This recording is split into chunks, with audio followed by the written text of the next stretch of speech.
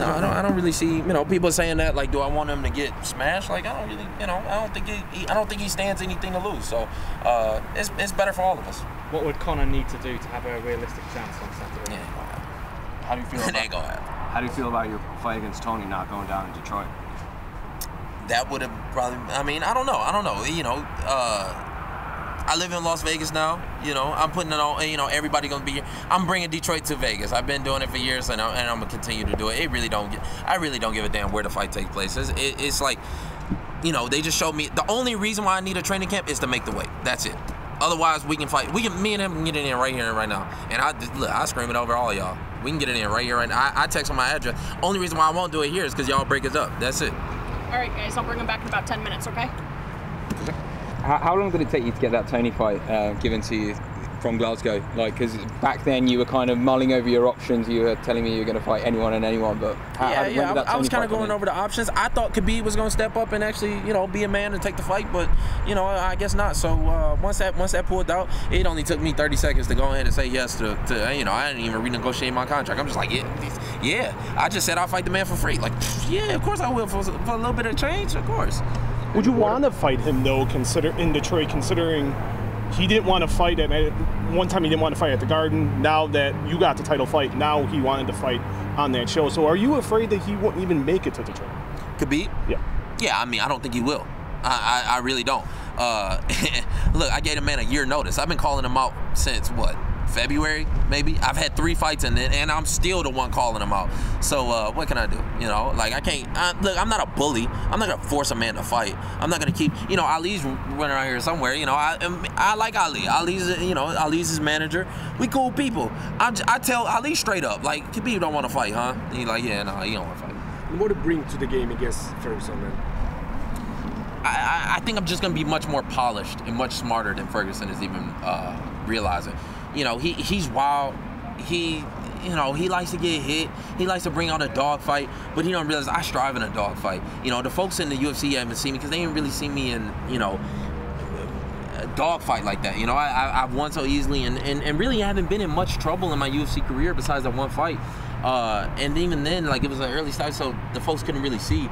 I've been in these drag them out dog fights before in the bars and stuff like that. Like, it's gonna be interesting. But as far as like the skill wise, I think I blow him out the water with skill. Tony, Tony just told us that he thinks that you guys had a bit of a confrontation, I guess, walking across the Luxor car park. He said that you were chatting a bit of shit to him. What was kind of your perspective on that? That's just what I do. Like, I just talk. Look, I'm gonna talk shit to him right now. Like, he wants to make everything like it's a confrontation. It ain't no confrontation. This a one-sided thing. When we go to the press conference, we in the media. It's gonna be a one-sided thing. During the fight, it's gonna be a one-sided thing. I'm the one in the driving wheel here. I'm supposed to. You can call it a confrontation if you want to. It ain't really no confrontation. It's more so just me, having my way with him. Were you surprised though when you got the fight? Like when they offered you the fight? No. I was the logical choice. Even before, people think it was because of the beef and all that. But, I'm the logical choice. Who else are you going to put in? Khabib don't want to fight. Edson's out. Justin and Eddie are going to beat each other into retirement. And Nate don't want to fight nobody. So the UFC looked at it and they looked at who's the future of this division. And they know I'm going to show up. And when I say I'm going to show up, I got more fights than any of these guys in the same amount of time. So, I've been putting in work for many years. It ain't just been, people think it's just been me talking and getting it done. Like, no, I've been fighting guys that nobody wants to fight. I've been fighting Francisco Trinaldo and, Magomed Mustafayev and all these guys that are already Jake Matthews. Like, these dudes are tough guys. Like, they don't have a lot of UFC fights, so the casual fans don't really know about them, but they just as tough as any other fight in this division. Kevin, do you think John Jones' legacy is tarnished now after this latest drug test news? Yeah, I hate to say it. Like, I think even if you ask John, like, and I even made a video and it got out there a little bit, me and my brother talking shit, about it back and forth.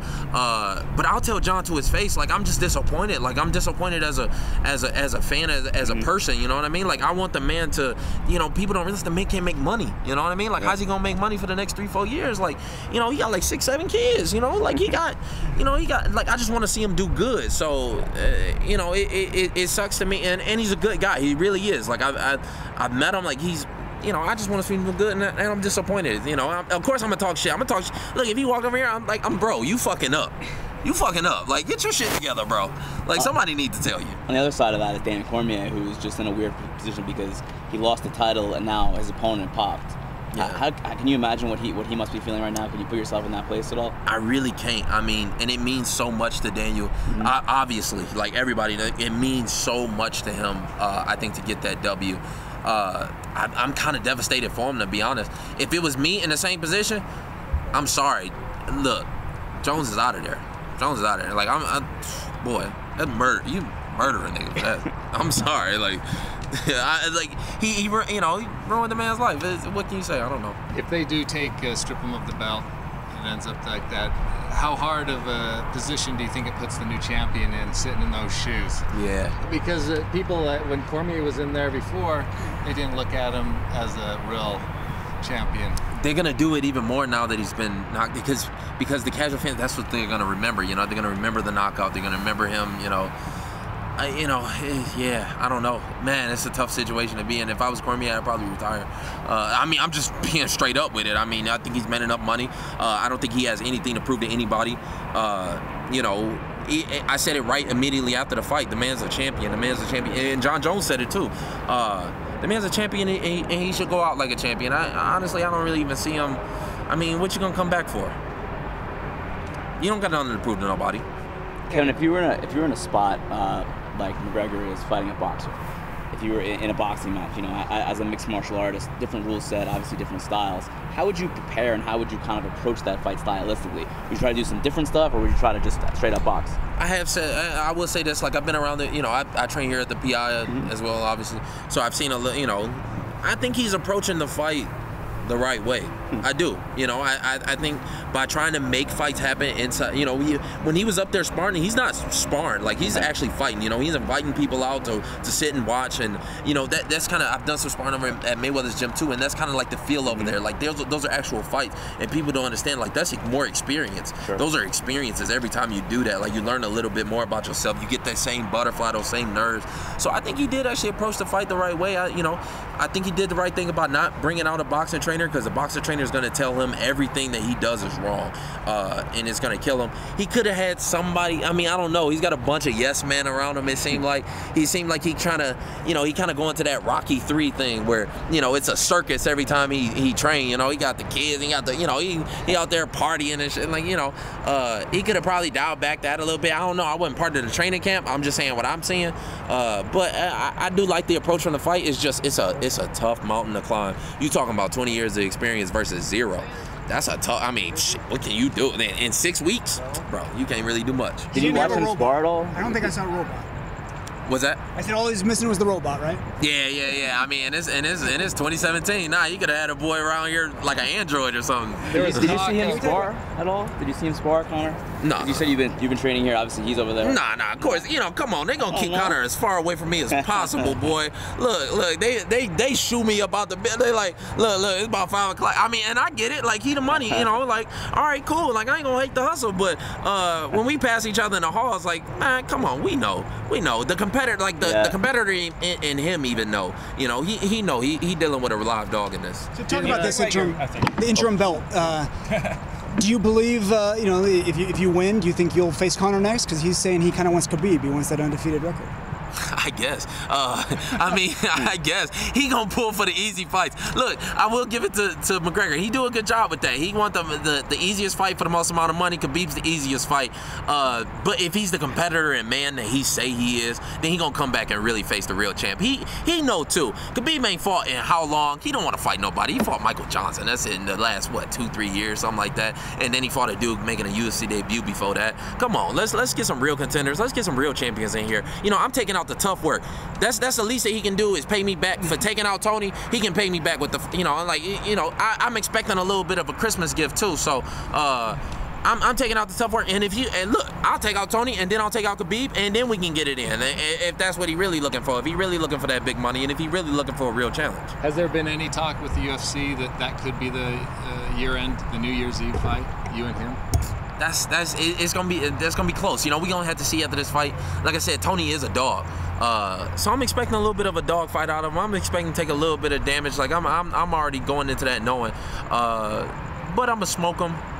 You know, it's gonna be a tough one. It might go, you know, a couple rounds. So we'll see how I feel afterwards. And you know, I'm still young.